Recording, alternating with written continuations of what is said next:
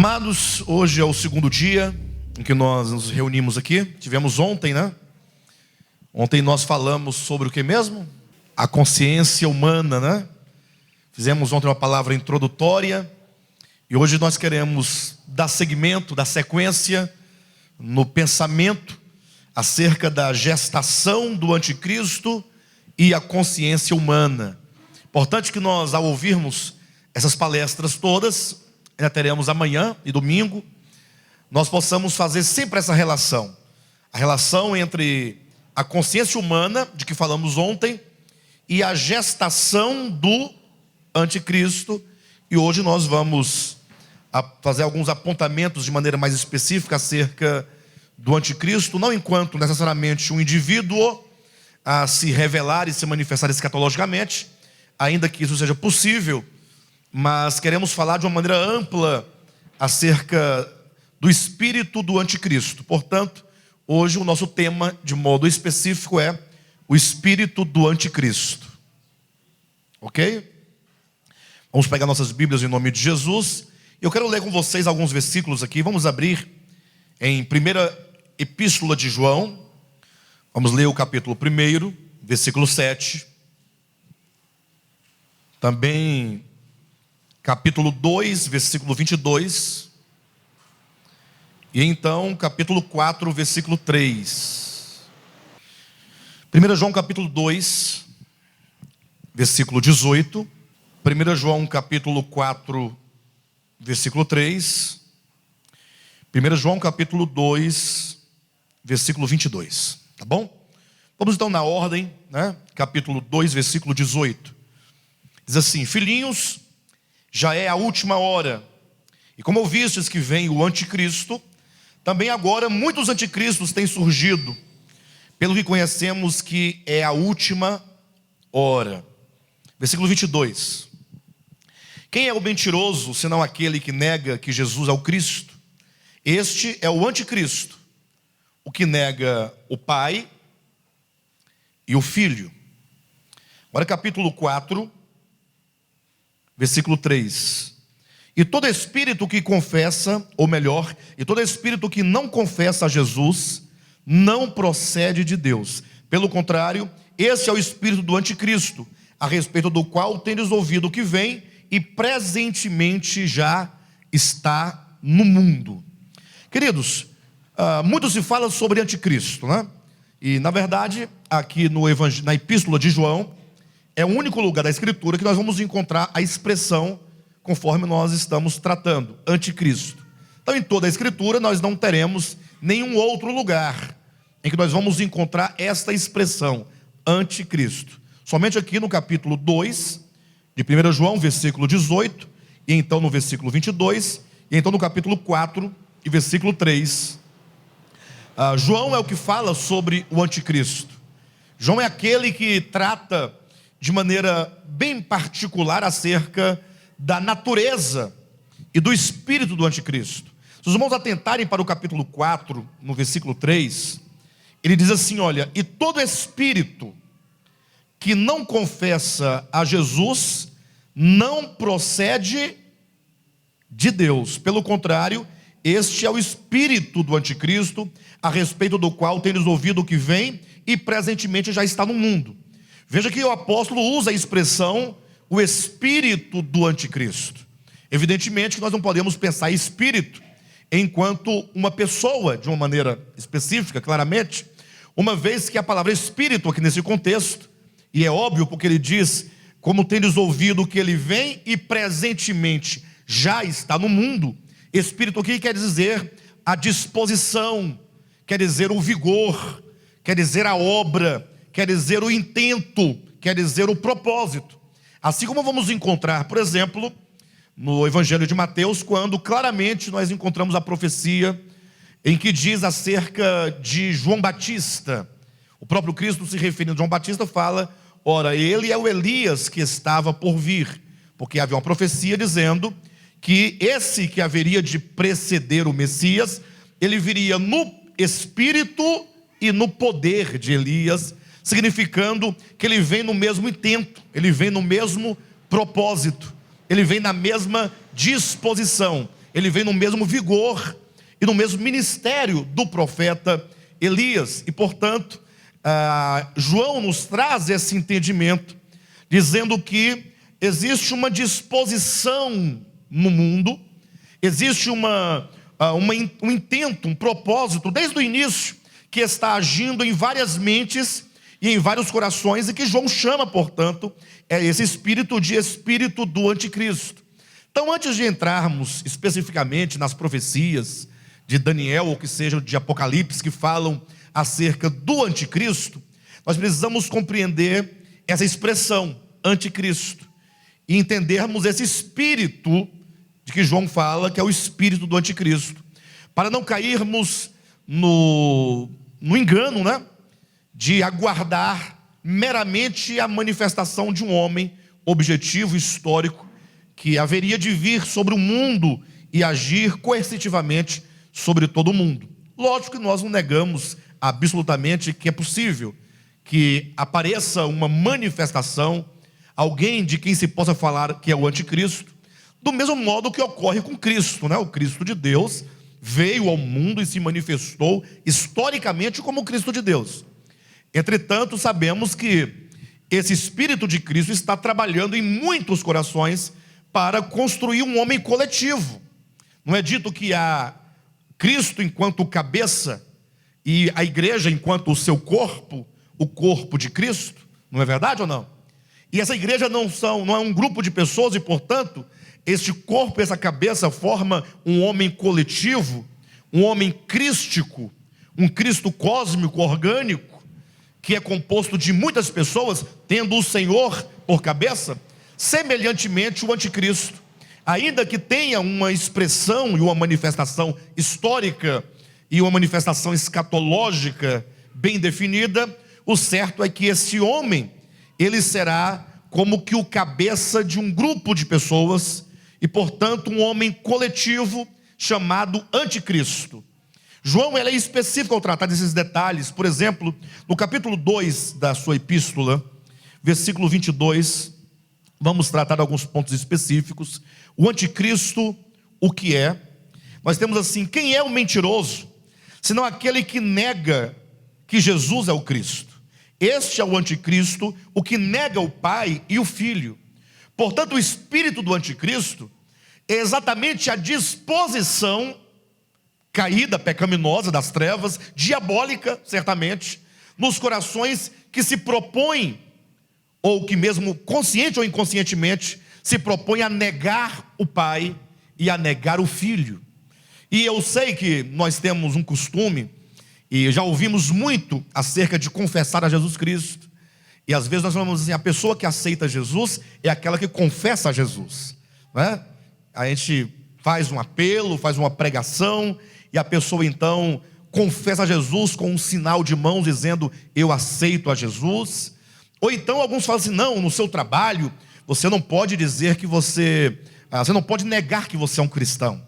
Você tem que dizer, porque as pessoas têm vergonha de confessar que é um cristão, que é um crente, que é um evangélico, ou que qualquer outra coisa.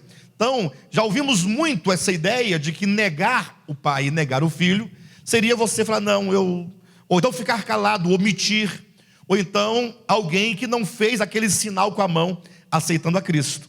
Entretanto, o fato é que, apesar dessa confissão verbal, ou dessa confissão simbólica de se levantar a mão, não poucos cristãos estão neste mesmo princípio de negar o Pai e o Filho.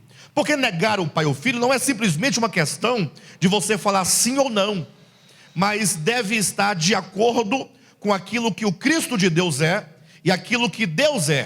Para entendermos isso, vamos ler Salmos, capítulo de número 2. Livro dos Salmos, no capítulo 2, temos aqui uma profecia que trata dessa questão do Pai, essa questão do Filho, e essa questão desse espírito do anticristo, que nega o Pai e nega também o Filho. Vamos fazer uma breve análise deste capítulo tão importante. São apenas 12 versículos. Quero que você preste bastante atenção no que diz esse salmo profético. O texto começa dizendo assim: Por que se enfurecem os gentios e os povos imaginam coisas vãs? Os reis da terra se levantam e os príncipes conspiram contra o Senhor e contra o seu ungido, dizendo: rompamos os seus laços e sacudamos de nós as suas algemas. Queridos, nesse primeiro início de texto aqui, os 3 primeiros versículos, nós temos uma verdade fundamental. A verdade é que o homem, ele foi criado em Deus, e o homem foi criado para Deus. Essa verdade, ela é ilustrada naquela parábola da videira com seus ramos, no capítulo 15 de João. Se o tempo permitir, nós falaremos sobre ela no domingo. Mas aquela parábola ilustra claramente quando se diz: eu sou a videira verdadeira e vós sois o quê? Os ramos. Então veja que os ramos, eles nascem e eles procedem em razão da videira. Ou seja, todos os homens, eles procedem de Deus, eles nascem de Deus, eles nascem para Deus, eles existem em Deus, conforme nós mencionamos ontem no texto de Paulo, em Atos capítulo 17, que todos nós vivemos, existimos e nos movemos nele. E portanto o homem, ele constantemente é aclamado, ele recebe constantemente de Deus um apelo interior, para que o homem viva em consonância e harmonia com a sua origem, com Deus. O homem, ele existe para viver por meio de Deus. O homem deve desenvolver um entendimento e uma consciência dessa necessidade de que nós nascemos de Deus, que nós somos de Deus, pertencemos a Deus e precisamos, portanto, no coração e na consciência, permanecermos nele. Ocorre que a queda do homem, como a queda dos anjos caídos, ela gera no coração e na mente uma ilusão. As trevas procuram enganar o homem, levando-o a pensar que ele pode viver sem Deus. Isso é demonstrado claramente desde o texto de Moisés, em Gênesis capítulo 3, quando a serpente dizia à mulher: é certo que não morrerás, porque Deus sabe que no dia em que deste fruto comerdes, certamente morrerás. Ou melhor, Deus sabe, eu falei o inverso, né? Que se comerdes desse fruto, não morrerás, pelo contrário, serás como Deus. Ou seja, há uma promessa da parte do maligno, das trevas, de que o homem pode viver sem Deus, e vivendo sem Deus, ele ainda assim será como Deus é. Portanto, no coração dos seres caídos, e eu diria de todos os seres caídos, ocorre essa voz constante que procura nos enganar, procura nos seduzir, dizendo: rompamos de Deus os laços e as algemas que a Ele nos prendem. Ora, entenda que isso não é uma questão meramente intelectual. Alguém poderia dizer: não, pastor, o que eu mais tenho no meu coração é o desejo de viver por Deus. Mas nós vamos perceber ao longo dessa ministração e também das outras mensagens, que este engano, ele vem ao homem na forma de doutrinas caídas, doutrinas malignas. Quantas vezes nós não passamos a crer, passamos a defender e passamos a proceder de acordo com doutrinas que nos fazem independentes de Deus. E são doutrinas que são pregadas em nome de Deus. Como a serpente lá no Éden dizia claramente para a mulher: não foi assim que Deus disse. E aí começa a usar as próprias palavras de Deus, de modo a distorcer o sentido, a modificar o significado daquelas palavras, com o intuito de enganar ao homem. Como também no deserto da tentação, o diabo tentou enganar a Cristo, dizendo: faça isso ou aquilo outro, porque está escrito. E o apóstolo Paulo, portanto, nos adverte, na segunda epístola aos Coríntios, no capítulo 11, versículo 3, dizendo: olha, eu receio que assim como a serpente enganou a Eva com a sua astúcia, assim também sejam corrompidas as vossas mentes. Então ocorre que há um desejo no coração do homem caído de romper com Deus essas algemas, esses laços. Talvez se eu perguntasse aqui, vocês todos diriam: não, pastor, aqui todos que aqui estão têm um desejo de fortalecer cada vez mais esses laços, e esses laços que nos prendem e nos unem ao Criador. E certamente eu não vou discordar de vocês.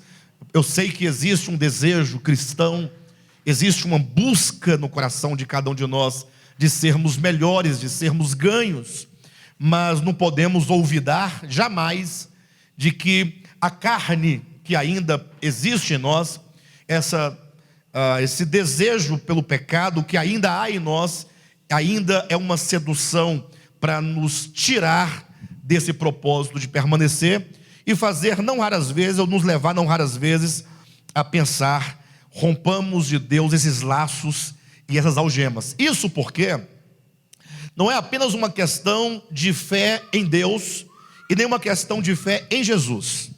É uma questão de fé no Evangelho. Alguém perguntaria: qual é a diferença? Veja que o texto diz que os reis, os povos, os príncipes se levantam contra Deus e contra o seu ungido. Existe uma relação, é isso que eu quero que os irmãos entendam. Deus e o seu ungido. Todos dizem que creem em Deus, isso é maravilhoso. Crer em Deus é necessário. Na verdade, é o princípio de tudo, crer em Deus. Se você não tem fé em Deus, você não tem o princípio, você não tem o começo de uma vida saudável. Entretanto, quando diz e no seu ungido, quer dizer e no seu Cristo, quer dizer, não basta você dizer que crer em Deus. Você tem que saber que Deus é esse que você diz crer. Eu digo isso porque uma vez que ninguém jamais viu a Deus e nem é capaz de vê-lo, uma vez que o Deus que habita em luz inacessível nunca foi visto por homem algum, e homem algum jamais subiu aos céus, eu pergunto: ora, como você pode conhecer esse Deus? Esse Deus que você declara, que você acredita, que você crê. Afinal, que Deus é esse que você crê? Todos dizem crer em Deus. Entretanto, há um risco muito grande. Isso se percebe claramente na nossa experiência. Quantas vezes nós projetamos um Deus? Nós dizemos e cremos em Deus, mas esse Deus no qual cremos é uma projeção daquilo que nós mesmos somos. Não é sem razão que muitos creem num Deus mau, num Deus perverso, num Deus incapaz de perdoar. Uma vez alguém me perguntou, não se escandalizem com isso, apenas reflitam, né? Orem, pensem e leiam as escrituras para entender. Alguém me perguntou: pastor, o que você acha? Você acha que no último dia, imagine você, se Lúcifer caído se dobrasse diante de Deus pedindo perdão, você acha que há salvação para ele? Olha a pergunta: você acha que há salvação para ele? E eu disse assim: olha, eu vou te responder de duas maneiras. De acordo com o que a Escritura apresenta, ou seja, a Bíblia já nos mostra um quadro final das coisas. Ou seja, não é nenhuma novidade para nós o futuro, uma vez que a escatologia já está definida. E portanto o próprio Deus diz que o lago de fogo foi preparado para o diabo e seus anjos, o que me leva a entender que não haverá arrependimento da parte do diabo. Eu entendo assim. Agora, a resposta que a pessoa quer ouvir é trabalhando uma hipótese. Digamos, hipoteticamente, que o diabo se arrependesse, trabalhando essa hipótese, ainda que na Escritura não haja essa hipótese, mas pensando o lado divino, eu diria, da parte do maligno, a Escritura declara que não há meio de remediação, não há como ele se arrepender da parte do maligno. Mas, trabalhando hipoteticamente, caso houvesse um verdadeiro arrependimento, eu respondo com uma pergunta: poderia o amor, aquele que é puro amor, se negar ao perdão a uma criatura que humilhada e prostrada clama por perdão? Poderia? O que vocês acham? É certo que o crente ele tem já suas doutrinas prontas, e o crente odeia o diabo como um inimigo pessoal. Ele não entende que o diabo, inimigo das nossas almas e inimigo de Deus, ele tem toda uma oposição a Deus. Isso é verdade. e que ele tem trabalhado contra Deus ao longo de todos os tempos, mas Deus, da sua parte, ele é puro amor, ele é pura graça. Como Paulo diz, Deus não pode negar-se a si mesmo. E portanto, nesse sentido, eu diria que muitos vão projetando o seu próprio Deus de acordo com o seu próprio coração. Não é sem razão que teve um pastor muito famoso, aí todos conhecem, que quando aquele repórter da Rede Record pegou aquele câncer e veio a morrer, o pastor publicamente declarou que foi o Deus dele que matou, em retaliação a qualquer coisa que o repórter tenha falado, tenha dito. Então imagine só, eu tenho o meu Deus que me ama, que me protege. Quem falar contra mim, o meu Deus vai lá e mata. Olha que coisa interessante. Então tudo isso é projeção de deuses. Então, embora muitos creiam em Deus, a pergunta é: qual é o Deus em que você crê? E para nós podermos ter uma noção, não vamos ficar discutindo os méritos linguísticos, se aqui diz Deus, Jesus, Jeová, Yahvé, ou em outro lugar diz outros nomes por razões linguísticas. Não vamos discutir esses méritos. As pessoas costumam tomar tudo objetivamente. Por exemplo, você vai discutir com fulano de tal, aí ele quer saber, você pronuncia adequadamente o nome de Deus? Sabe falar o nome de Deus na língua hebraica, conforme a língua da época? Aí fica uma discussão tola, mas depois que se consegue perceber o nome exato, a pronúncia exata, é possível que aquele ser não seja o Deus Pai de nosso Senhor Jesus Cristo. Por isso que nós encontramos aqui que os reis da terra se levantam contra Deus e contra o seu ungido. O ungido é o Cristo de Deus, que veio ao mundo, se fez carne, viveu como homem, e na qualidade de homem, ele fez algumas declarações, como por exemplo em João capítulo 7, versículo 15 a 17, ele diz: ora, a minha mensagem, a minha pregação, o meu ensino não é meu, e sim daquele que me enviou. Ou seja, eu sou enviado do Pai, e eu vim ao mundo para falar para vocês as palavras do meu Pai.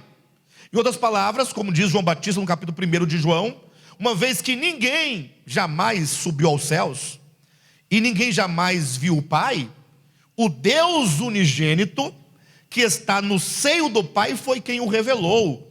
Então, o Cristo de Deus encarnado e andando entre os homens, é a expressão exata do Pai. Querem saber quem é o Pai? Querem saber quem é o Deus verdadeiro? Querem saber exatamente qual é a sua vontade, o seu desejo, para saber até mesmo se o seu coração, a sua vida está em harmonia com esse Deus, ou está encaminhando para ficar em harmonia com esse Deus? Você precisará olhar para a pessoa de Jesus Cristo, para esse Deus unigênito que, estando no seio do Pai, veio ao mundo, se fez carne e manifestou o caráter do Pai.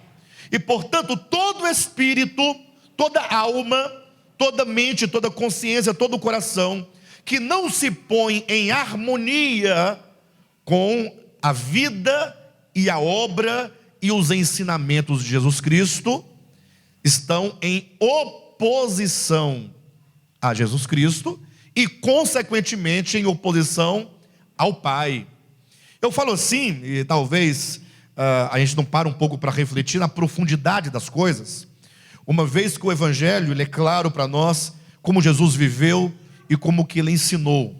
Cuidado para vocês não ficarem desesperados pensando: poxa, a minha vida não está em harmonia com o viver de Cristo. Mas não é uma questão de estar em harmonia agora, tudo é uma questão do seu coração. Por exemplo, Jesus Cristo ele diz assim: olha,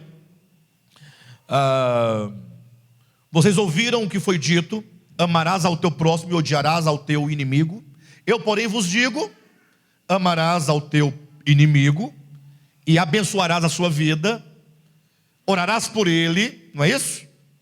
Só que isso é o Evangelho, isso é o Espírito de Cristo. Essa mensagem de Cristo está em plena harmonia com o coração do Pai.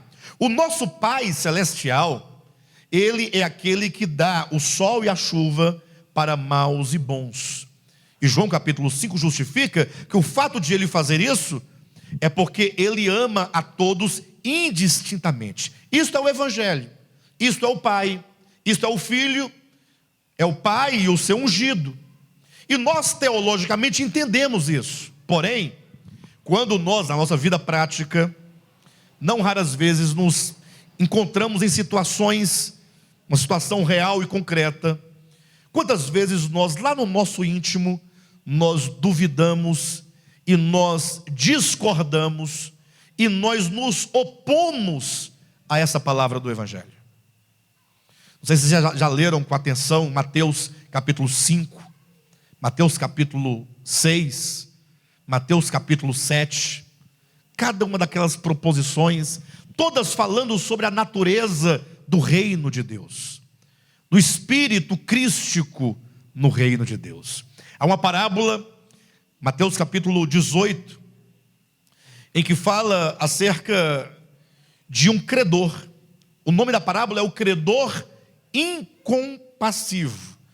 Fala que, numa certa ocasião, este homem, chamado credor incompassivo, ele tinha uma conta, ele tinha uma dívida. Na verdade, ele era um devedor, a princípio. Ele tinha uma dívida, e então a pessoa para quem ele devia o chamou e falou assim: olha, você vai ter que pagar a sua conta, porque já tem muito tempo, sua conta está alta, e eu não vou mais permitir que você fique dessa maneira. E ele então prostrou-se, caiu ali, ajoelhado, clamando por misericórdia, clamando por socorro, clamando por graça. E aquele devedor viu o coração daquele homem e falou assim: não, tudo bem, você está perdoado, eu perdoo toda a sua dívida. Saiu aquele homem perdoado. Aquele homem representa cada um de nós, que recebemos de Deus um perdão de todas as nossas dívidas, nossos pecados.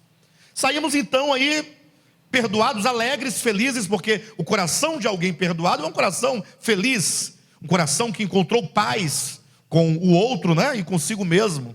Logo, entretanto, esse que fora perdoado encontrou um outro que lhe devia. Agora ele está na posição de credor.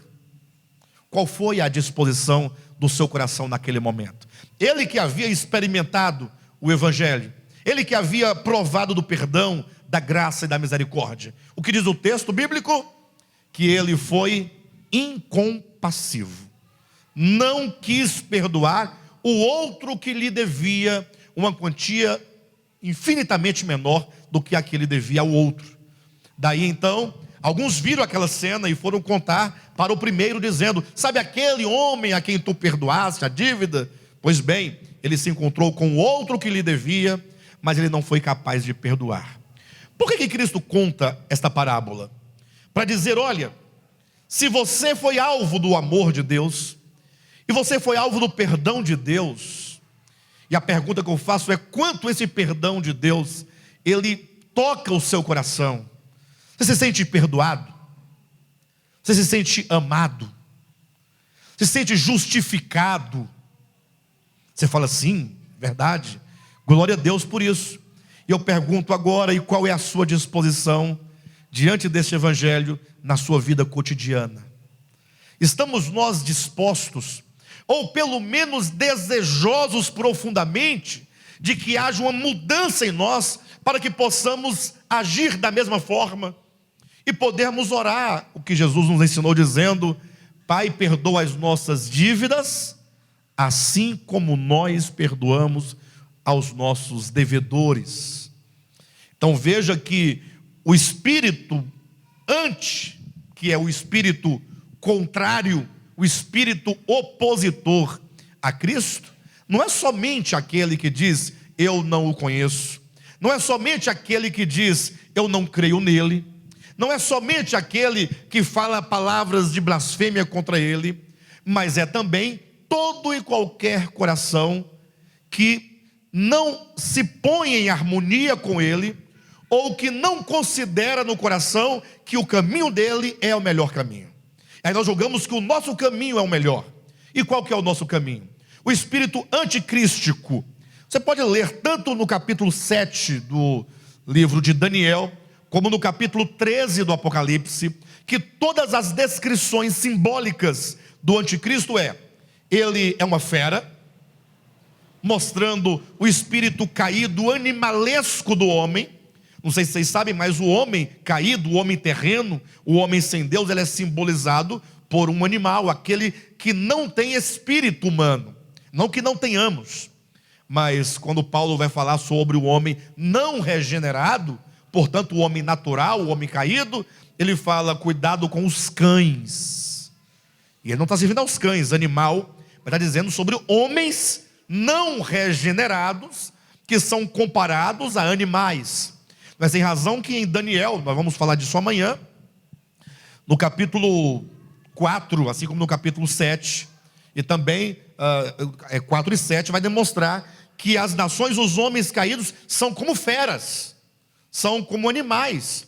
E é dito do anticristo que ele profere blasfêmia contra o santo, que ele se põe em oposição ao santo, ou seja, está falando de uma natureza caída, de uma consciência caída, de um coração caído, que não concorda com as sãs palavras de nosso Senhor Jesus Cristo. O fato, capítulo 2 de Salmo declara claramente a partir do versículo 6: eu, porém, constituí o meu rei sobre o meu santo monte, proclamarei o decreto do Senhor. Ele me disse: tu és meu filho, eu hoje te gerei. Pede-me, eu te darei as nações por herança, e as extremidades da terra por tua possessão. Com vara de ferro as regerás, e as despedaçarás como um vaso de oleiro. Veja que é dito que Deus já estabeleceu esse princípio. O princípio do seu reino é estabelecido a partir de um decreto. Deus ungiu ao seu filho, e Deus o estabeleceu, e portanto a ordem do universo não será outra senão esse Espírito de Cristo, que a tudo governará. Deus governará a tudo por meio desse Espírito de Cristo. No final, e não tem meio, não tem escapatória, todas as coisas hão de convergir para Ele. Não tem como, ainda que eu resista, que eu não creia, que eu não queira, o fato é que no final, somente Cristo haverá em toda a terra. E esse Cristo como manifestação e como expressão por meio de um corpo, por meio de homens vivendo e expressando esse Cristo. De sorte então que nós precisamos entender essa verdade, de que há uma necessidade profunda de que os homens se ponham nessa visão. Eu estou sempre sugerindo aos irmãos: leiam os evangelhos, leiam com atenção, leia cada palavra de Cristo, leia cada parábola, leia cada milagre, leia cada atitude, cada procedimento, e comece a ruminar essas palavras, assimilando-as para dentro do seu espírito, para que haja uma construção crística, de uma mente crística dentro de você. Porque em contrapartida, o anticristo, essa mente anticrística está sendo formada. Essa mente que se opõe a Cristo está sendo forjada em toda a humanidade. E isso nós encontramos desde os primórdios da humanidade, desde Babel, né? A gestação do anticristo começando em Babel. Abra sua Bíblia no livro de Gênesis capítulo 10. Vamos encontrar aqui, vamos ler o princípio desta obra que está sendo realizada na humanidade. Gênesis capítulo 10. Vamos ler aqui primeiramente os versículos 8, 9 e 10. Encontraram? Versículo 8 em diante diz assim: Cuxi gerou a Nirode, o qual começou a ser poderoso na terra. Foi valente caçador diante do Senhor. Daí dizer-se, como Nirode, poderoso caçador diante do Senhor. O princípio do seu reino foi Babel, Ereque, Acade e Calné, na terra de Siná. Daquela terra saiu ele para a Síria e edificou Nínive, Reobote, Ir e Calá. Vejam que o capítulo 10 de Gênesis e o capítulo 11, eles retratam o princípio dos reinos sobre a terra. A ordem é simples, né? Capítulo 1 e 2 nós temos ali a obra da criação. Capítulo 3 temos a queda do homem. Capítulo 4 e 5 Nós temos ali a história, a genealogia de Caim e de Abel e de Sete. Capítulo 6 a 9 nós temos o dilúvio, em que a humanidade foi dizimada da terra por meio de um dilúvio. Capítulo 10, o final do dilúvio, sai Noé e a sua família da arca. A arca pousa no monte Ararat, desce ali ele e seus 3 filhos, suas 3 noras, e ali começa um novo tempo, um novo momento. Ali ele sai e começa novamente a terra a ser povoada. E então o capítulo 10 vai demonstrar exatamente como que esses pós-diluvianos foram se multiplicando sobre a terra. Mas é importante notar que esse momento de repovoação da terra é o início dos reinos sobre a terra. É por isso que coloca aqui o início das línguas também. Esse momento é um momento que é marcado como um terceiro nível na ordem dos acontecimentos espirituais acerca da queda do homem.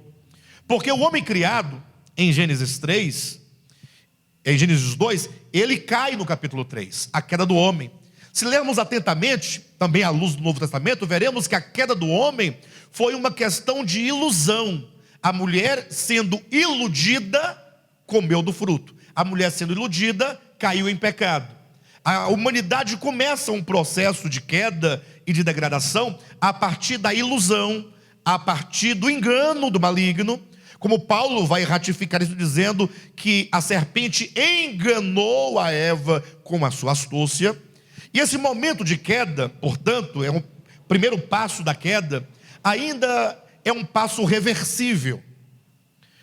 Eu me refiro reversível da parte do homem, porque o homem enganado, uma vez iluminado, ele pode então perceber o seu engano, ele pode então se arrepender do seu erro, e ele pode retomar o seu caminho.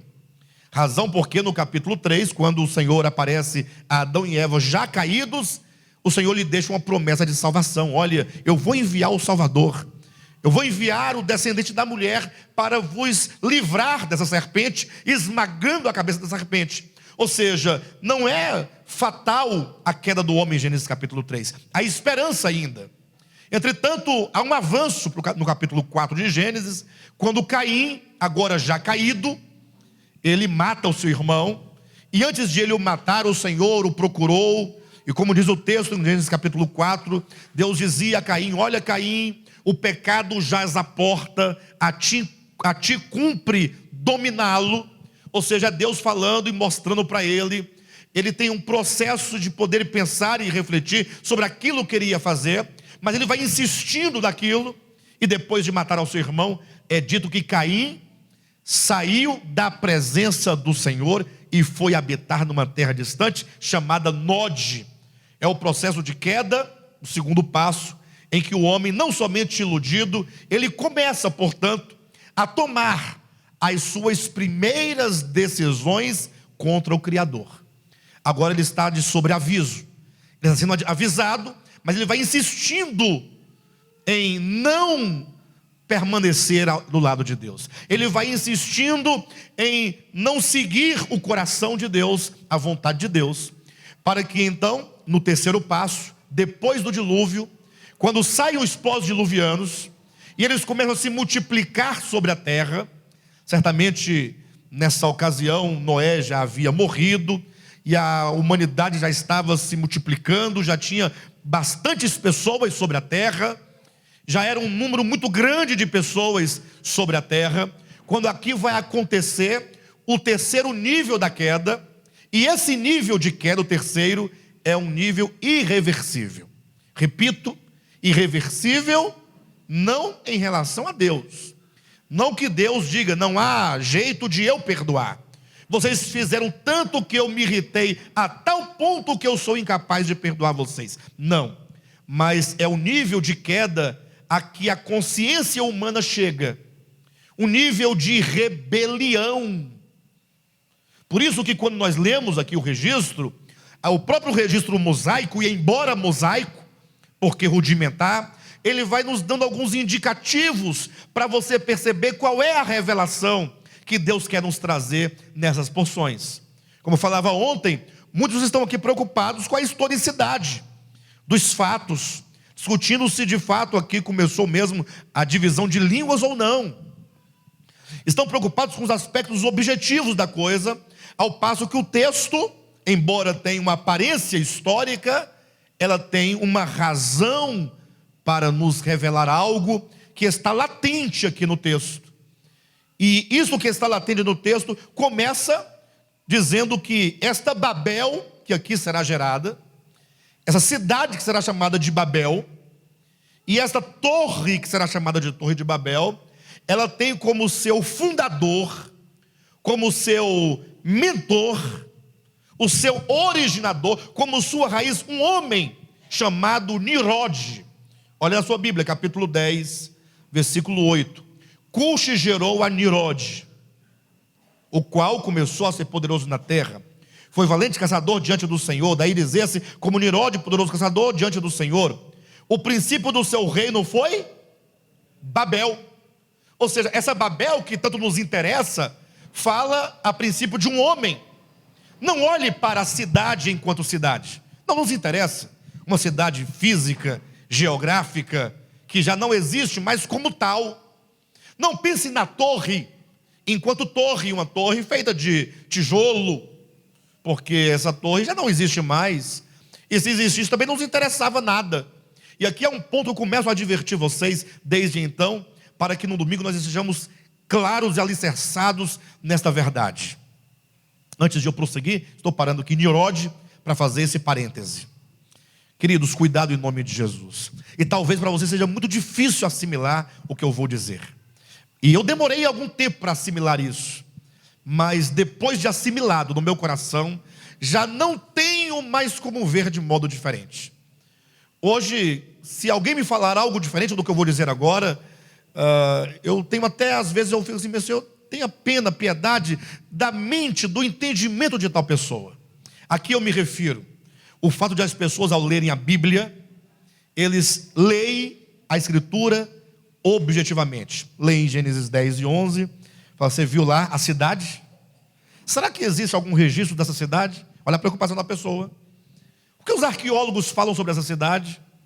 Será que ainda existem as ruínas da cidade e da torre? Vamos fazer uma excursão para visitar as ruínas da cidade e da Torre de Babel? Ou seja, toda uma preocupação meramente objetiva, não orgânica, sem nenhuma relação com o homem. Isso vai resultar fatalmente aonde? Lá na frente. Se aqui é a semente, Babel, Babilônia, Grande Babilônia, não é o desenvolvimento, falávamos ontem. Se começarmos assim, ao chegarmos lá no capítulo 13 de Apocalipse, capítulo 17, o que se vai pensar? O que se costuma dizer? O que vão dizer? Vão dizer assim, olha, vocês sabiam que o anticristo vai sair da Europa? É Europa. Mais especificamente da Grécia. Será grego. Aí alguém ouvindo pergunta assim, mas será que a essa altura, 2018, depois de Cristo, será que ele já nasceu? Olha as preocupações. Alguém dirá, é bem capaz que ele já esteja nos seus 17, 18 anos de idade. Ou nos seus 25. Aí vem o outro e fala assim, porque quando ele chegar com 30 anos, aí ele começará a obra do ministério da iniquidade, como Cristo aos 30 anos começou a sua obra.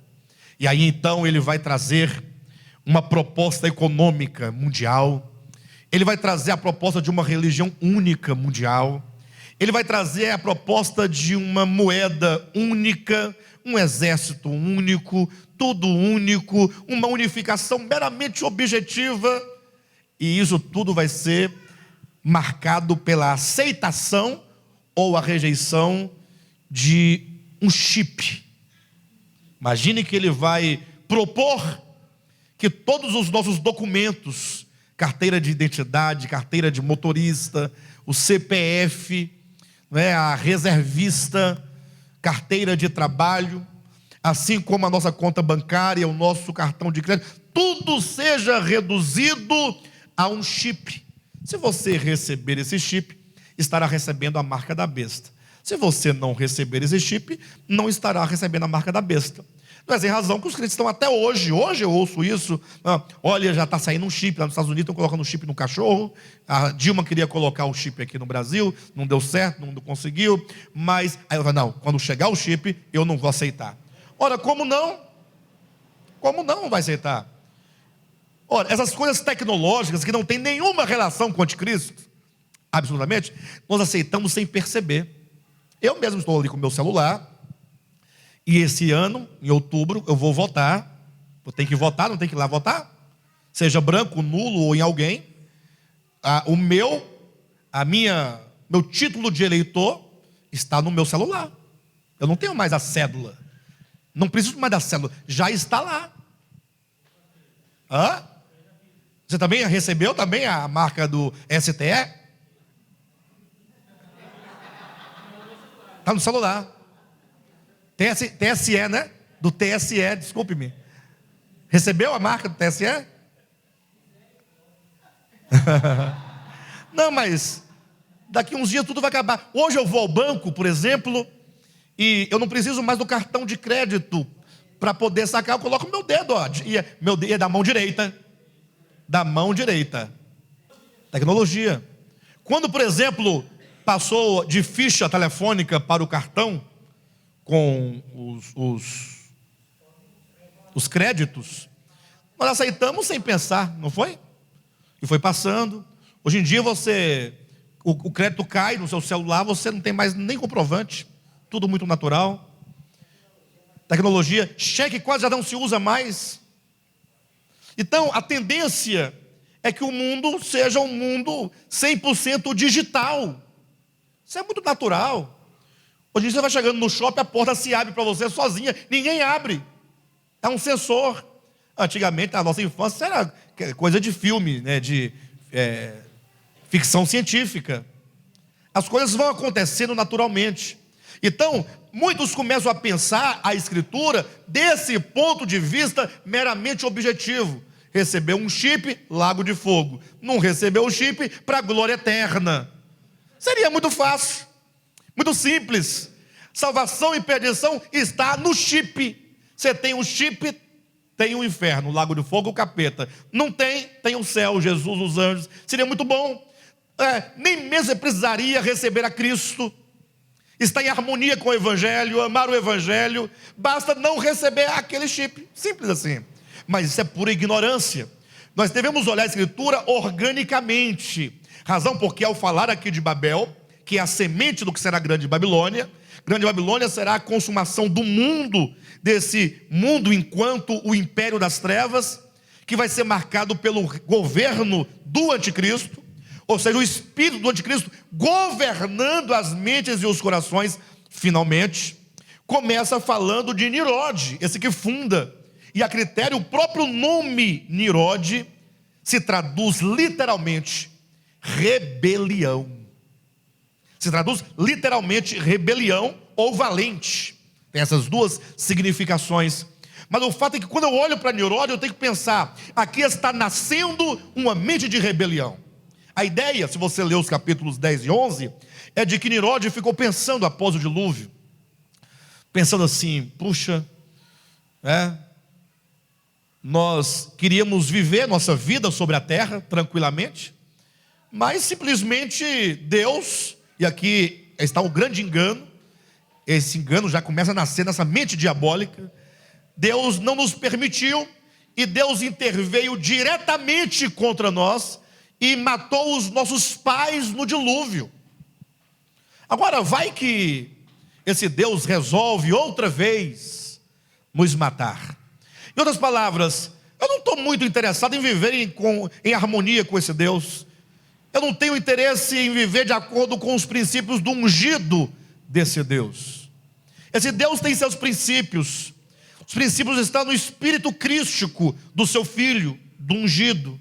Mas eu não quero, eu quero romper essas algemas, esses laços, que são algemas e laços interiores.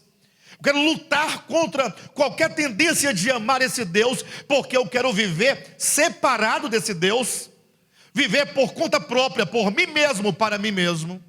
Porque se é dito que tudo foi criado nele, por meio dele e para ele, pensa essa mente nirodiana: eu viverei por mim mesmo, para mim mesmo. Eu quero ser o centro de tudo. Eu vou me estabelecer na história e vou perpetuar o meu nome. Vou tornar o meu nome célebre em toda a terra. Começa a nascer aqui o que nós conhecemos na atualidade por humanismo, em que o homem se põe como centro, se põe como templo, se põe por Deus e se põe por objeto de adoração. Nirode, portanto, ele convoca uma grande assembleia. Nirode, ele vai convocar todos os pós-diluvianos para uma grande assembleia. Mas antes de abordar esse ponto que Nirode propõe, veja que Nirode, e aqui no capítulo 10 diz que o seu nome significa rebelião, mas diz que ele se tornou um valente caçador diante do Senhor. Quando você lê a expressão valente caçador diante do Senhor, você pensa que ele era alguém que andava de acordo com a vontade de Deus. Mas a expressão diante da face de Deus, uma expressão hebraica que significa literalmente que na condição e na qualidade de caçador, Nirode se pôs cara a cara com o Criador, face a face. Esse diante se traduz cara a cara, ou como se diz, se pôs frontalmente contra o Criador, entesando o seu arco contra o Criador, em completa ameaça a Deus. Como que dissesse: deixe-me viver a minha vida. Se você intervier sobre minha vida, eu lhe atiro uma flecha, eu te mato, eu te destruo. Interessante que parece uma loucura pensar isso, né? Será que o homem poderia pensar algum dia em lutar contra Deus e pensar que poderia vencê-lo? O pior é que isso é tão fatual nos dias atuais. Nós temos que entender isso profeticamente. Salvo engano, no domingo nós vamos demonstrar como que Nietzsche declarou isso, dizendo: Deus está morto, nós matamos Deus. E como que de duas maneiras isso aconteceu, e de modo que se declara que a era moderna é a era sem Deus, é a era em que os homens agora vivem literalmente sem Deus, no seu viver prático e diário. Não vivem sem Deus no aspecto orgânico, mas o homem tirou Deus mesmo nos lugares que levam o nome de Deus e o nome da religião. Então, quando diz que Nirode se tornou valente caçador diante do Senhor, fala agora de uma consciência que não somente se opõe, mas se põe frontalmente contra ele para uma luta. Se tornou valente caçador diante do Senhor. Capítulo 10, versículo 8 fala que ele se tornou poderoso sobre a terra, o que aponta para o seu espírito de liderança. Tornar um homem poderoso sobre a terra, um homem de influência sobre outras pessoas. Nirode, ele tinha um espírito de liderança muito forte. Um homem poderoso porque era um homem que muitos o seguiam, muitos o viam. Nirode se tornou inclusive o modelo de pessoa para o seu tempo. O modelo, alguém para quem as pessoas olhavam e queriam imitá-lo, conforme está aqui no versículo 9 do capítulo 10, diz: foi valente caçador diante do Senhor, daí dizer-se.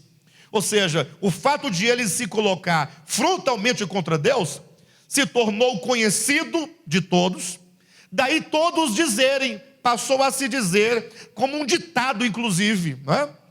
Daí a dizer-se como Nirode, poderoso caçador diante do Senhor. Ou seja, essa consciência se tornou agora um mote, se tornou um exemplo, um modelo, se tornou um provérbio na boca do povo, no sentido de que Nirode se tornou agora o modelo. Todos agora falavam: olha, como ele, valente caçador diante do Senhor. Nirode passou a exercer influência, passou a exercer liderança, passou a ser modelo para as pessoas do seu tempo. De sorte que quando Nirode percebeu que os homens começavam a se espalhar sobre a face da terra, ele então convoca a todos os homens a se unirem para construírem um reino. para construir um reino. Daí vai dizer que o início do reino de Nimrod foi Babel. Capítulo 11 começa dizendo: ora, em toda a terra havia apenas uma linguagem e uma só maneira de falar. Sucedeu que, partindo eles do Oriente, deram com uma planície na terra de Sinar e habitaram ali. E disseram uns aos outros: vinde, façamos tijolos e queimemo-los bem. Os tijolos serviram-lhe de pedra e o betume de argamassa. Disseram: vinde, edifiquemos para nós uma cidade e uma torre, cujo tope chegue até aos céus, e tornemos célebre o nosso nome, para que não mais sejamos espalhados sobre a face da terra. E aqui começa então o projeto de Nimrod. Há um projeto. Alguém que para e pensa e vai refletindo: olha, se nós nos espalharmos sobre a face da terra, nós vamos perder força. Nós vamos perder o poder, a capacidade de enfrentarmos a Deus. Ou seja, é preciso que nós venhamos a resistir a Deus frontalmente. E para tanto nós não podemos nos espalhar da face da terra. Então eu tenho um plano para que nós construamos uma cidade e que nós vivamos nessa cidade, façamos uma torre que nos leva até os céus.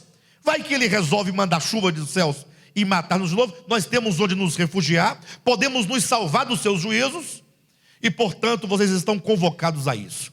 Se perguntassem: mas como é que vai acontecer este plano? Bem, ligando o que estamos falando agora com a mensagem de ontem, essa cidade deve ser compreendida à luz da revelação como sendo a edificação de homens. Cidades, ou a cidade de Babel, ou Babilônia, ou Grande Babilônia, como sendo um símbolo dos homens. Vocês lembram disso de ontem, não? Quem lembra? Como nós demonstramos que o Apocalipse, ele traz duas grandes cidades simbólicas: a Grande Babilônia e a Nova Jerusalém. Eu vou fazer uma breve revisão para vocês poderem conectar. Quem está vindo pela primeira vez, fazer as conexões devidas. O Apocalipse é um livro de sinais, é um livro de símbolos. Nunca queira interpretar o Apocalipse literalmente, você vai ter profundo problema. Quem toma o Apocalipse e quer entendê-lo literalmente, vai ter um grande problema quando chegar no capítulo 5 e vai ali ver a descrição, quando João diz ter visto Jesus Cristo no meio do trono de Deus. Diz: olhando eu vi, e eis um cordeiro em pé. Você vai pensar num cordeiro animal? Ou será que cordeiro é um animal cujas características principais apontam para as características simbólicas do Filho de Deus? Não se pode pensar num cordeiro literal. Se você for ler literalmente, vai ter que pensar num cordeiro. É dito que esse cordeiro tinha 7 chifres. Já é espantoso, porque um cordeiro tudo bem, mas quem já viu cordeiro com 7 chifres na testa? Alguém já viu? Seria espantoso um cordeiro com 7 chifres, né? 1, 2, 3, 4, 5. É feio, é estranho. E o pior, esse cordeiro, ele estava recém-imolado. Portanto, o pescoço estava cortado e o sangue estava quente, caindo. Se você olha essa visão e você diz: isso que está sendo dito é exatamente isso, você vai cometer um grande erro. Aí todos vão dizer: ah, pastor Alexandre, você é muito bobinho. É lógico que isso é simbólico. Isso é óbvio. Isso aqui é Jesus. E esse animalzinho descrito é um símbolo. A pessoa fala com toda, né, habilidade, clareza. Aí você: tudo bem, então vamos um pouquinho mais à frente. Vi no céu uma grande mulher vestida do sol, tal. A pessoa dirá: lógico que isso é símbolo. Uns vão dizer que representa Israel, a nação. Outros vão dizer que é a igreja. Outros vão dizer que é outra coisa. Mas todos vão concordar que ali é um símbolo. E eu pergunto: e quando chega na cidade de a Nova Jerusalém? Não, aqui é uma cidade mesmo. Não, peraí. Você disse que o cordeiro não era cordeiro, era um símbolo. A mulher não era mulher, era um símbolo.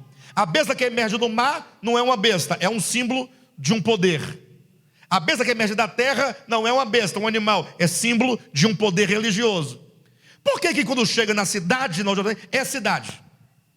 Veja que quebra-se um princípio. E aí você acaba ignorando o que o próprio capítulo 21 de Apocalipse vai declarar, alto e bom som, na voz do anjo que apresenta essa cidade, dizendo: João, venha, que eu vou te mostrar a noiva do Cordeiro. Vou te mostrar a esposa do Cordeiro. E João diz: e quando eu olhei, vi a cidade santa. A cidade é a noiva. Por isso que diz que ela descia do céu, ataviada como noiva para o seu esposo, que é o Cordeiro. E portanto nós sabemos por toda a Escritura que essa cidade, ou melhor, que a noiva do Cordeiro são pessoas. E portanto eu sou convencido por toda a Escritura que aquela cidade que se vê, Nova Jerusalém, é o povo de Deus eleito, redimido, justificado, glorificado, conformado à imagem do Filho, que aqui é representado por uma cidade, enquanto habitação, símbolo de habitação, símbolo de comunhão, símbolo de unidade, não é? É apenas um símbolo, eu entendo. E em oposição a essa cidade, pessoas, existe uma outra cidade, capítulo 17 de Apocalipse, que é a grande Babilônia, que é o produto final de Babel, Gênesis capítulo 10 e 11, que se desenvolveu e cresceu, se tornou Babilônia, que agora chegou na sua fase final de amadurecimento e frutificação enquanto grande Babilônia, e portanto só pode se referir ao conjunto de homens que estão no mesmo espírito consumado do seu princípio nirodiano. Ou seja, desde o princípio que Satanás procura gestar, está como que gerando no ventre das consciências uma maneira de pensar Deus, uma maneira de se relacionar com o mundo, uma maneira de se relacionar com os nossos semelhantes e conosco mesmo, que seja de oposição ante ao Espírito de Cristo. Cristo é deste modo. Lembram que numa certa ocasião, Jesus ia para Jerusalém, e ele haveria então de passar numa aldeia de samaritanos. Jesus falou assim para Tiago e João, dois irmãos que recebem o epíteto de filhos do trovão, para mostrar a natureza impetuosa desses irmãos. E é dito então que Jesus falou assim: olha, vá à frente, eu vou ficar aqui pregando, mas entre na aldeia de samaritanos e procure lá um lugar para nós dormirmos essa noite. Vamos dormir lá, no dia seguinte a gente segue para Jerusalém. Daqui a pouco lá voltam os dois irmãos, Tiago e João, brabos, soltando fogo pela venta, pelas orelhas, dizendo: Senhor, nós temos que tomar uma providência. O que foi? Os samaritanos não querem te receber, não querem. Como eles sabem que o Senhor é judeu e que o Senhor está indo para Jerusalém, eles disseram que o Senhor não se hospedará na cidade deles. O Senhor não é bem-vindo na cidade deles. E nós, pensando sobre isso, vimos aqui pensando e conversando, nós vamos fazer uma oração agora, em nome de Jesus, uma oração para que o Pai derrame fogo do céu e destrua aquela cidade. Nada mais do que justo, vocês não acham, não?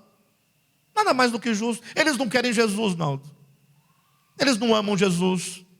Eles odeiam Jesus. Eles são contra Jesus. Eles matariam Jesus se fosse o caso. Então nada mais justo do que nós invocarmos a justiça e a santidade de Deus contra aqueles homens ímpios e perversos que não amam o nosso Deus. Vamos orar e Deus vai fazer como fez em Gênesis 19, Sodoma e Gomorra, descer fogo do céu e vai destruir todo mundo ali. Jesus olhou para eles e falou algo que é de fazer pensar. vós não sabeis de que espírito sois. Ou perguntando, afinal, de que espírito vocês são? Em outras palavras, vocês estão de que lado? Do lado de Deus e do seu ungido? Ou do lado do espírito das trevas? Afinal, o Pai não envia condenação, Ele envia salvação. É certo que há o aspecto da condenação, mas a condenação, ela é o fruto da própria obra e da própria decisão do homem. Deus nada precisa fazer contra aqueles que o rejeitam. Os próprios caminhos dos homens o levam à sua própria destruição. A Escritura amplamente declara isso, alto e bom som. Paulo mesmo vai dizer que aquele que semeia para a carne, da carne colherá corrupção. E os que semeiam para o Espírito, do Espírito colherão vida eterna. Ele diz, olha, não vos enganeis, Deus não se zomba. Aquilo que o homem semear, isso também ceifará. Ou seja, o homem vai colher exatamente aquilo que ele plantou. É o fruto das suas obras, é o fruto do seu coração. De sorte então, que desde o princípio, portanto, está sendo gerado, ou está sendo gerada uma consciência caída. Por isso que a descrição desse projeto de Nirode é, vamos aqui todos nos reunir, ele diz, vinde, façamos tijolos e queimemo-los bem. Em outras palavras, vamos pegar o barro e vamos amassar bem este barro e vamos colocá-los em formas bem definidas para que todos os tijolos fiquem iguais. E vamos então queimar este barro numa grande fornalha para que esses tijolos, esse barro conformado, queimado, crie resistência. Porque a partir desses tijolos queimados, firmes, resistentes, endurecidos, nós vamos construir a cidade e vamos construir uma torre. Cidade feita de homens, tijolos. Parece um pouco estranho essa ideia, né? Mas não pense isso não. Pense espiritualmente. Pense que aqui é uma linguagem simbólica, porque o oposto também disso é verdadeiro. O que diz em Efésios capítulo 2, versículo 20, 21 e 22? Quem sabe de cor? E todos nós estamos sendo edificados no fundamento dos apóstolos e profetas. Nós estamos sendo edificados. Versículo 22 fala, e também vós estão sendo edificados uma casa espiritual para a habitação de Deus no Espírito. Nós estamos sendo edificados, uma grande habitação. 1 Coríntios capítulo 3, versículo 9, nós somos cooperadores de Deus, e vós sois lavoura de Deus, edifício de Deus, sois vós. A imagem de um edifício, de uma construção, de uma edificação. 1 Pedro capítulo 2, quando o apóstolo Pedro diz, a partir do versículo 5, vós sois pedras que vivem, e como pedras estão sendo edificados uma casa espiritual para a habitação do Senhor. Então a Bíblia usa dessas metáforas, dessa linguagem de edificação. Quantas vezes o pastor Marcos, Eleilson e demais irmãos aqui não usou essa expressão dizendo, irmãos, o Senhor está edificando a sua igreja? Quem já ouviu? E também em outros lugares. Agora, o que é edificar a igreja do Senhor? O que é edificar a igreja do Senhor? Nós estamos sendo edificados. Edificados. Eu sei que se fala muito em edificação, mas exatamente o que é isso? Como isso acontece? Você vem ao culto, traz uma oferta, canta 3 hinos ou 4, ouve a palavra, às vezes sem ouvir, às vezes fica ali esperando acaba nunca. Tem palavras que você fala, essa foi boa. Agora a maioria fala, não, essa não foi tão boa. Essa eu não sei o que aconteceu, está assim meio tal. O que está acontecendo? E com isso vão passando os anos, o tempo, né? E não, estamos sendo edificados. O que é ser edificados? Saiba que você, de um jeito ou de outro, está sendo edificado. Não adianta. Porque edificação é a formação de uma consciência, dissemos isso ontem. E a grande Babilônia está sendo edificada. E a Nova Jerusalém está sendo edificada. De sorte que quando diz, peguemos o barro, amassemos-los bem, e vamos conformá-los todos numa única forma, vamos dispô-los numa fornalha, para que ganhe resistência.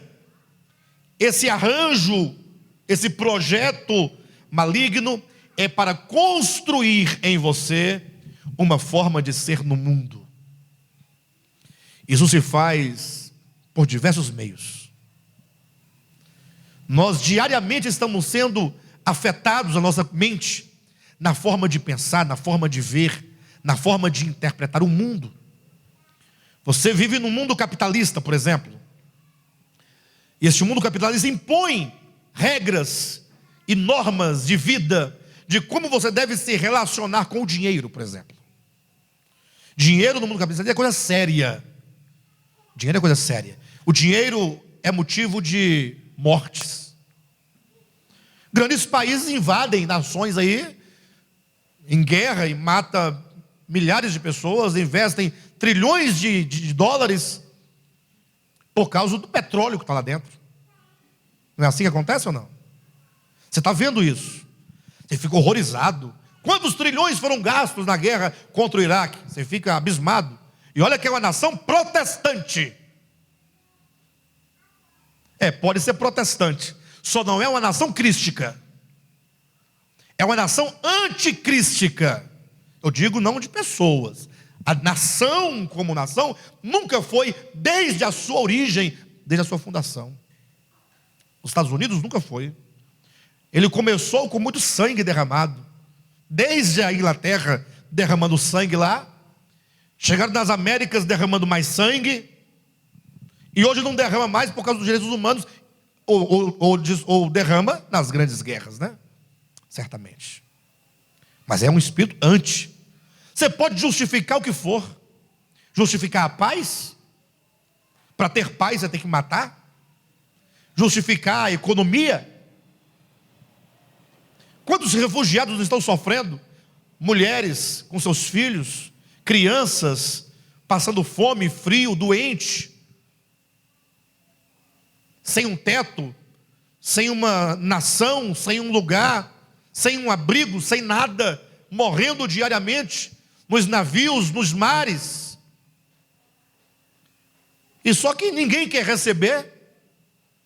A nação que, do ponto de vista político, do qual nós não fazemos parte diretamente, fala, não podemos receber, porque vai tirar os nossos empregos. Não é assim? Não podemos, porque vão entrar os terroristas. Aí nós começamos aqui nas redes sociais a conversar uns com os outros. Aí vem aí um fake news dizendo que está chegando um navio com tantos 1000 refugiados. Nunca chegou esse navio aqui, mas lembra da época que discutia isso? Aí nós começamos a nos posicionar cristicamente. Sim ou não? Cristicamente. Não, porque esses vagabundos não podem vir, é tudo terrorista. Aí fala, não, são tudo muçulmano. Aí começamos a justificar. Vão tomar nossos empregos, vão destruir nossa economia, nós vamos dividir o pouco que temos com quem está chegando.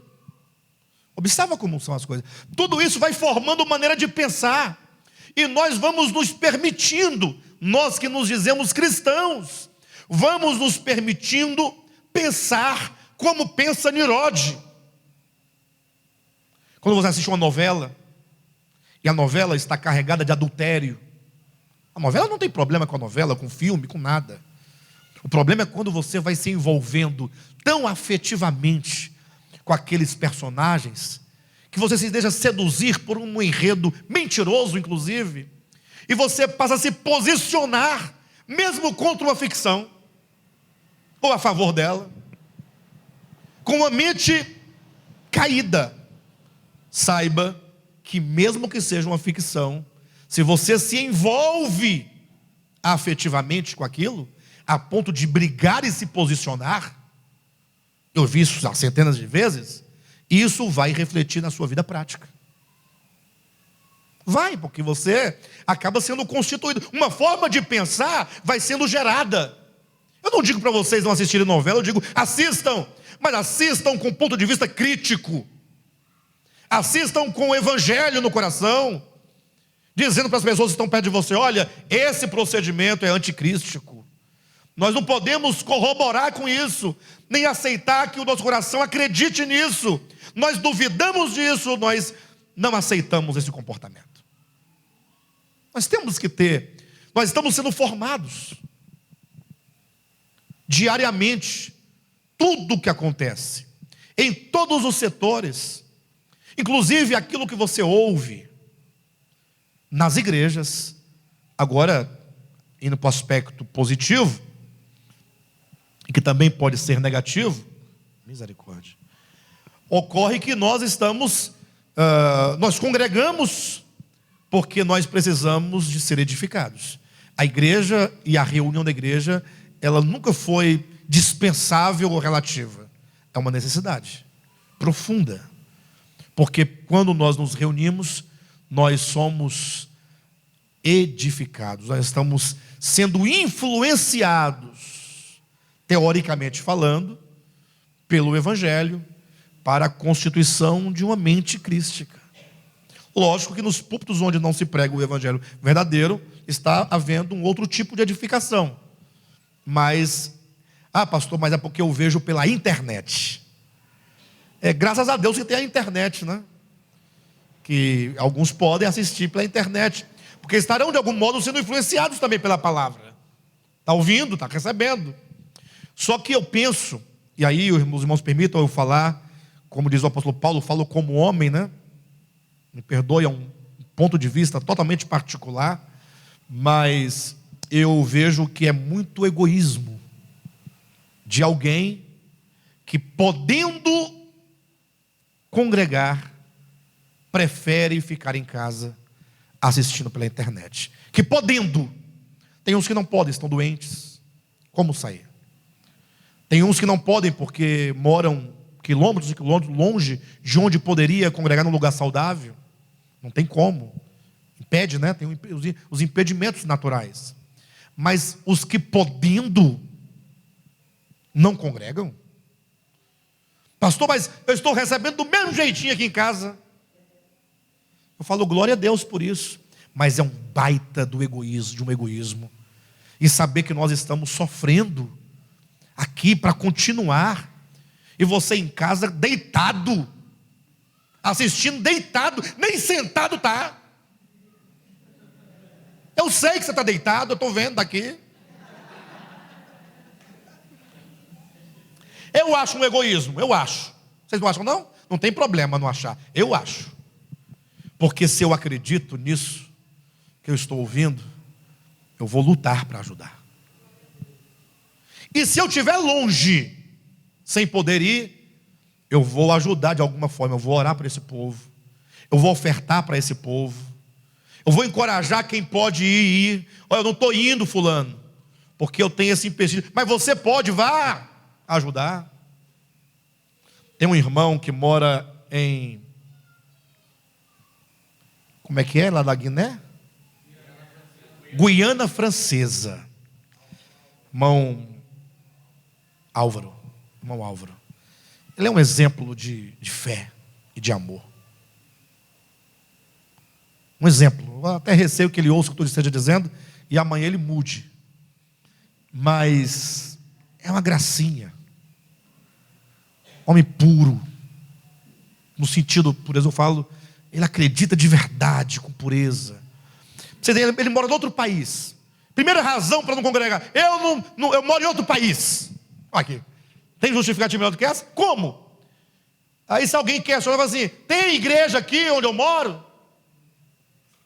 Não, não tem. Então, como é que você quer que eu congregue? Você está louco? Começa daí. Ele poderia dizer, não poderia? Ele mora numa região e ele trabalha nas matas. Ele trabalha com extração de alguma coisa, numa firma, não sei explicar direito. Mas ele trabalha tocar dentro da mata, fica 3, 4, 5 dias, uma semana, 2, dentro dos matos, sem acesso, sem comunicação, sem nada. Ele aparece: ó, irmão, eu estava sumido porque eu estava sem internet, sem comunicação, lá dentro das matas. Ele fala. Mas aí, e ele ganha pouco, é um trabalhador braçal, manual. Sabe, quem trabalha assim não ganha quase nada, né? Vocês sabem disso? Ou não sabem? Vocês ganham bem porque vocês trabalham com a caneta. Carimbo, pá, assinou um negócio aqui, é 1 milhão. Qualquer assinatura é 500 mil. Vai. Eu entendo isso aí. Mas o nosso irmão Álvaro, ele trabalha, o trabalho de verdade é o dele, verdadeiro.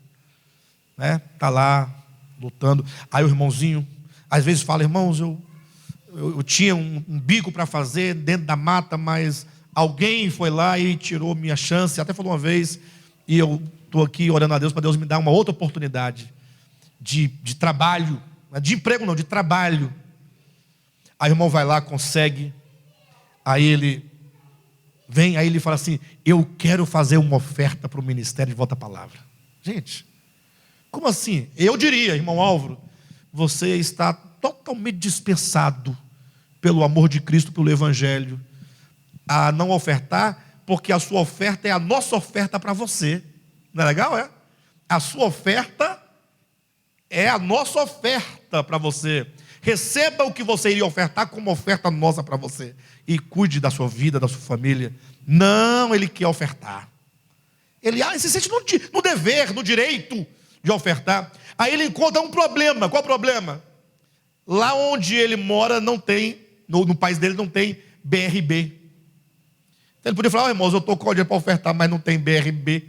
Ou melhor, não tem Banco Regional de Brasília. Eu moro aqui em Guiana Francesa. Não tem jeito.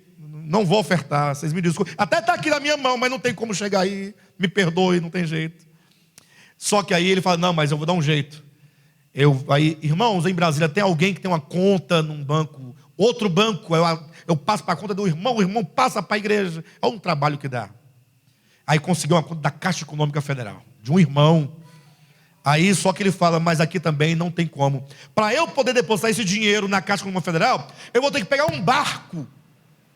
E vou ter que viajar de barco 4 horas para fazer o depósito. Ele pega o barco e fica 4 horas no barco, levando a oferta para o Ministério Apostólico de Volta à Palavra, para pregar o Evangelho. Isso é coração puro. Aí depois lá, R$362. Não é bem essa coisa. Eu quero dizer que até o valor tem uma expressão de ser. Por que não 360? Porque tem que ser, e 2. É porque é na proporção do que eu recebi. Ele entendeu assim. Ele não é lei, não é nada, não é coerção, não é medo do demônio, não é nada. É coração, só isso. Então, congregar presente é uma necessidade para sermos trabalhados, até porque a edificação não ocorre somente pelo que nós ouvimos, mas pela relação do que ouvimos e do que vivemos, numa relação de família. É muito importante.